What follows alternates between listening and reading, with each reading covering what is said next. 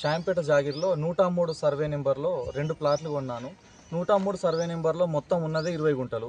దాంట్లో 2 ప్లాట్లు నేనే కొన్నాను. 3 ప్లాట్లు ఉంటాయి, 2 ప్లాట్లు నేనే కొన్నాను. నేను కొన్నది కూడా మా డాడీ వాళ్ళ ఫ్రెండ్ దగ్గర. మా డాడీ రిటైర్మెంట్ అయిన తర్వాత రిటైర్మెంట్ డబ్బులతోటి కొన్న ప్లాట్లు ఇవి. 2018లో కొన్నాం మేము ఇవి. 2019 ఒక కాగితం రిజిస్ట్రేషన్ చేసుకున్నా, 2020లో ఒక కాగితం రిజిస్ట్రేషన్ చేసుకున్నా.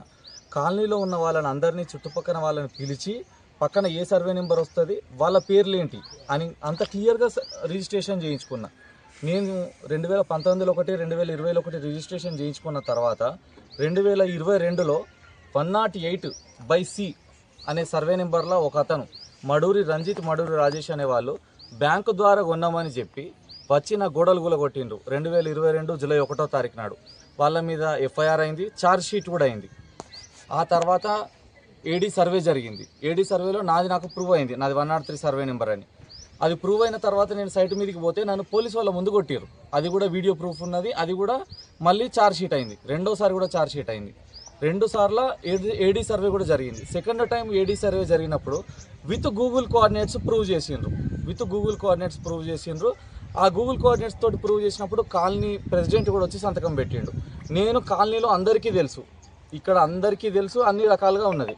అతను మాత్రం 2 కంటైనర్లు పెట్టి, వాళ్ళ సర్వే నెంబర్లో 2 కంటైనర్లు పెట్టి చాలా దౌర్జన్యం చేస్తున్నాడు. నన్ను పోలీసు వాళ్ళ ముందే కొట్టిండు. నేను రిజిస్ట్రేషన్ చేసుకున్న తర్వాత నేను కాంపౌండ్ వాల్ కట్టాను, 2 రూములు వేసాను, హౌస్ నెంబర్లు, కరెంటు మీటరు, బోరు నా అన్ని క్లియర్గా ఉన్నాయి.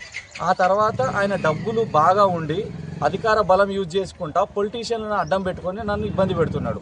నాకు 3 చెల్లెళ్ళు ఉన్నారు, నా బాధ్యతలు నాకున్నాయి. అతను ఫస్ట్ వినయ్ భాస్కర్ పేరు చెప్పి అప్పుడు బెదిరించిండు పోలీసు వాళ్ళందరినీ. ఇప్పుడు కొండమురళి పేరు చెప్పి అందరినీ బెదిరిస్తున్నాడు.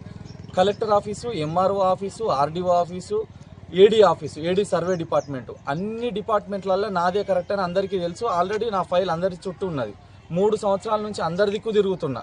నాది అంతా క్లియర్గా ఉందని అన్ని డిపార్ట్మెంట్ వాళ్ళు ఒప్పుకున్నారు. కానీ వీళ్ళు మాత్రం దౌర్జన్యంగా సైట్ మీద నా మీద ఇబ్బందికరంగా ఉన్నది. ఇవాళ వాళ్ళ సైట్లో దగ్గర ఒక 20 మంది ఆడోళ్ళు, ఒక 10-15 మంది మగోళ్ళు వచ్చి మమ్మల్ని ఇబ్బందికరంగా చూస్తున్నారు. మాకు ప్రాణహాని ఉన్నది. నేను నా సర్వే నెంబర్లో నా ప్లాట్లో నా హౌస్ నెంబర్ ఉన్న రూమ్లో మేము ఉంటాం. మేము జీవితాంతం ఇక్కడనే ఉంటాం. మేము చచ్చినా బతికినా మా జాగాలనే ఉంటాం. మా ప్రాణహాని ఉన్నది. మమ్మల్ని దయచేసి బతికించండి.